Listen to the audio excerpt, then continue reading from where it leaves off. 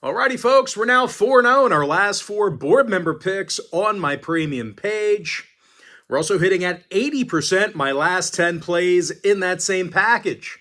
And with that, folks, we're going to dive into some free picks here today for Thursday, August 22nd, 2024. We're going to start off with the Guardians at the Yankees. That'll be a 105 Eastern first pitch. The New York Yankees are minus 165, totals 8 runs. Garrett Cole for New York, Gavin Williams for Cleveland. And even though the Guardians have struggled a bit recently, they have done a decent job cashing in on the run line. They covered in 6 out of their last 10 games. They also have a winning record against the run line in those road games, all of their road games. And even though Gavin Williams has had a bit of a rough go of things this year, the Guardians, as a team, they do tend to pitch well away from Cleveland. Kind of a bizarre trend there. Cleveland's actually in the top 3 in the league in fewest runs allowed away from home. And they're facing a Yankee club on the other side who took the loss in 3 out of their last 4 themselves. It was actually just 3.7 runs a game they averaged during that time frame, so not all that crisp at the plate. And I'll tell you what, on the mound, Garrett Cole really hasn't been overly dominant this season. He's got an ERA in the 4s along with a 1.37 whip. Now, total-wise, the Bombers' last 4 straight at Yankee Stadium did get over the total. They also went 60% to the over in their last 10 at any location. Now, Cleveland on the other side, they went 4-3 to the over in their last 7 on the road. Give me the Guardians plus 1.5 over 8. Next game, Rockies Nationals 105 East. Washington's $1.25, totals 9. Patrick Corbin for the Nationals, Cal Quantrill for Colorado. Now the righty Quantrill has an ERA of 4.59 and does not have a winning record. But even if he ends up throwing well here today, the Rockies are one of the worst hitting teams on the road in the game. They strike out over 10.3 times a game in their travels. They're also allowing more hits per 9 away from home than any other team besides one. They're facing a Nationals club who won 2 out of their last 3. Those were victories against the likes of Philadelphia and this very Colorado team during that short span. And out of their last 10 meetings with Colorado, they've hit the Rockies very well. They scored 57 total runs during that time frame. Luis Garcia, he leads the organization in RBI and hits. Alex Call has an OPS of 972. Now, 6 out of the Nationals' last 10 ball games did get over the total. Meanwhile, Colorado went 8-3 to the over in their last 11 Cal Quantrill starts. Give me the Nationals minus $1.25 over 9. Next game, Brewers Cardinals 215 East. Milwaukee's minus $1.25, total 7.5. Freddie Peralta for the Brewers, Miles Mikolas for St. Louis. Now, Mikolas has double-digit losses and an ERA of 5.41. The Redbirds also have had a tough time in divisional play. They've got a .439 win percentage against NL Central opponents. And out of their last 10 gatherings with Milwaukee, they've definitely struggled with Brewer pitching. They average under 2.9 runs a game during that time frame. They got to face Freddie Peralta here today, who's got 162 strikeouts on the year, as well as a winning record. Of course, at the plate, this is one of the better road hitting teams in the game. They're in the top 5 in hits per game in their travels. Willie Adames has the 9th most RBI in the big leagues, and of course, William Contreras with the most hits in the clubhouse. Now, total-wise, the Brewers did average 5.4 runs a game in their last 10 meetings with the Cardinals. So if you're into historical trends, you certainly want to think about that one there. Of course, St. Louis saw 6 out of their last 10 Mikolas starts get over the line themselves. Give me Milwaukee minus $1.25 over 7.5. Next game, Tigers Cubs 220 Eastern first pitch. Chicago's minus 215, total 7.5. Justin Steele for Chicago, Brant Herter for Detroit.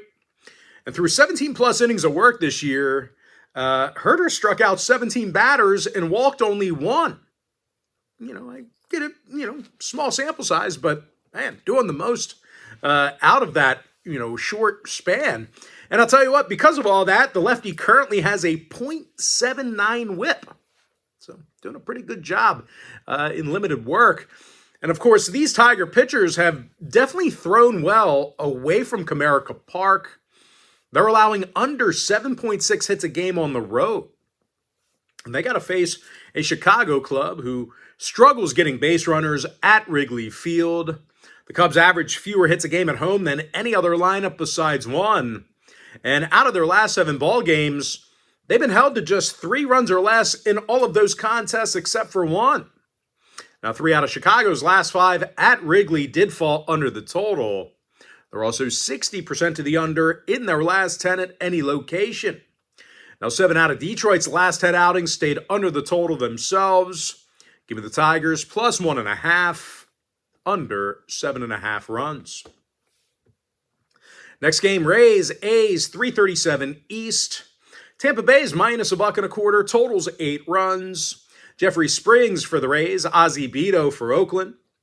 And I'll tell you what, Beto's been more than serviceable for the Athletics.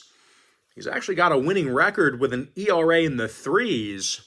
Beto's also got a 1.16 whip, and he's averaging a strikeout an inning. And they're going to face a Rays club who definitely has a tough time at the dish themselves. These guys are one of the lowest run-producing teams in the National League. And out of just a handful of appearances here this year, the lefty Jeffrey Springs, he's got a sloppy 1.45 whip on the mound. Now, total-wise, the Rays' last 3 straight on the road stayed under the total. They're also 8-2 to the under in their last 10. Meanwhile, the A's saw their last 5 straight at the Coliseum stay under the line themselves.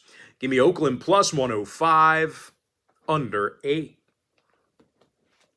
Next matchup, little NL Central action here. Reds, Pirates, 6:40 Eastern start time. Pittsburgh's minus 145, total 7.5. Paul Skeens for the Pirates, Nick Lodolo for Cincinnati.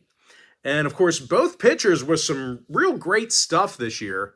Cincinnati's Lodolo is 9-5 with 113 strikeouts.